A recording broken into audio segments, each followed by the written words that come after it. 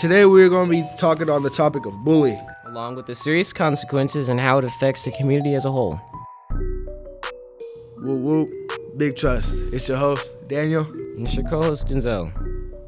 So first, before we go any further, what is bullying? Basically, unwanted intentional behavior, perceived power imbalance, and has the chance to be repetitive. So 1, it's repeated.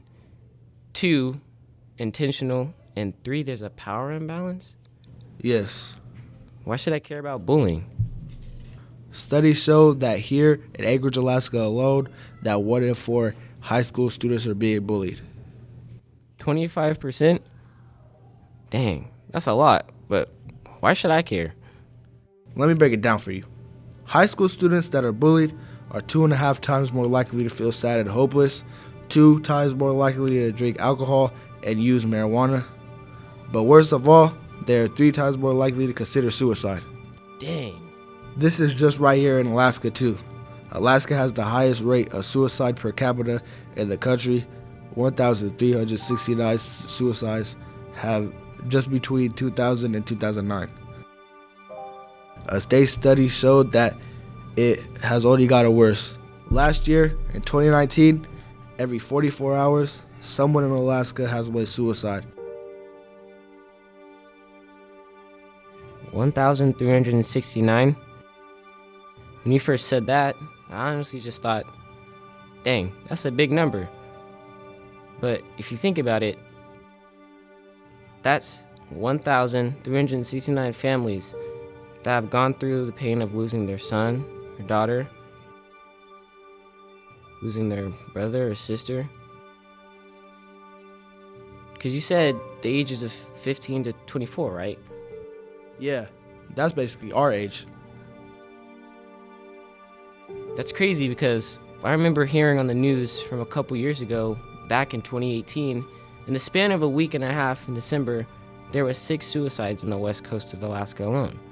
A 17-year-old girl in Selawik on December 1st, along with a 23-year-old man in Teller on December 7th, a 42-year-old woman in Selawik on December 8th, a 15-year-old boy in Noatak on December 9th, along with a 17-year-old boy in Kiana on December 10th, and also a 26-year-old man in Brevig Mission on December 12th.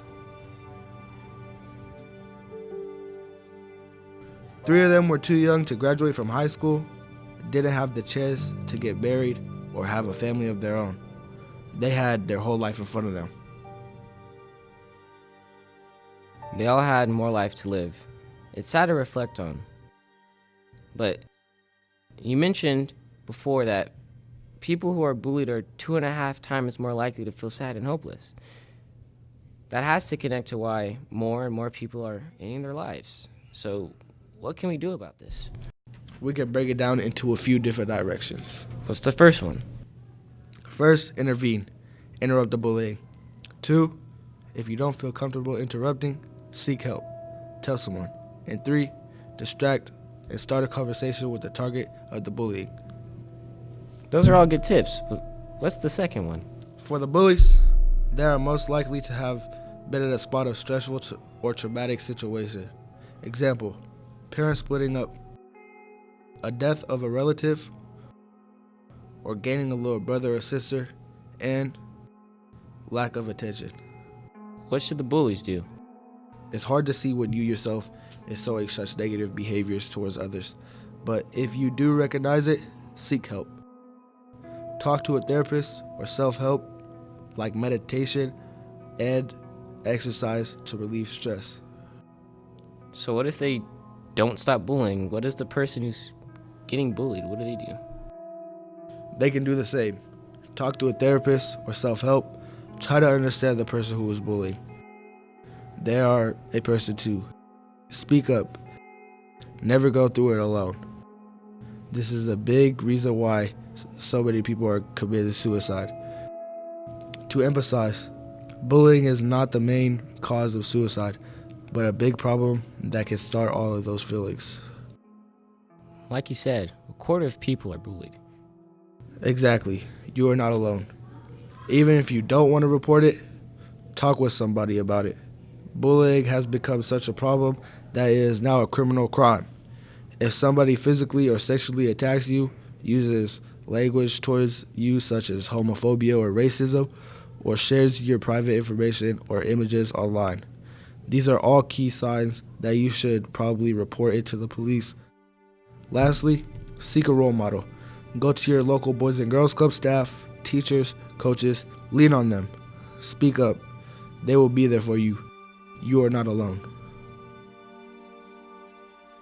Going off of what you said, I know for myself that it's hard to speak up about my feelings. But I realized when Kobe Bryant and his daughter, Gianna Bryant, died from the helicopter crash, I noticed a lot of people in the media, along with my peers, began to open up about how they were feeling, about the whole situation.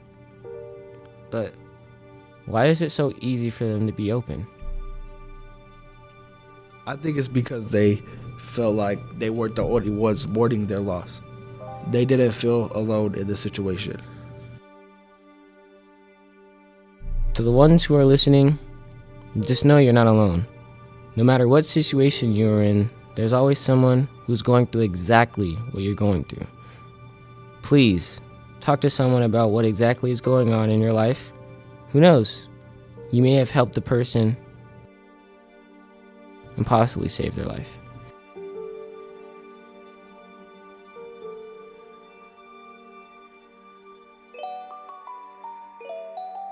Thank you for listening to our first episode of #Youth Matters. We will be talking about positive friendships in our next episode that will be released next Friday. Thank you. How's your day today? If you like more updates and see what's going on behind the scenes, follow us on Instagram at Youth Matters BGC. Good boy. And remember to subscribe to our iTunes, Spotify, and YouTube channels. Thank you. Have a nice day. Did you stop? Oh, we coolin'.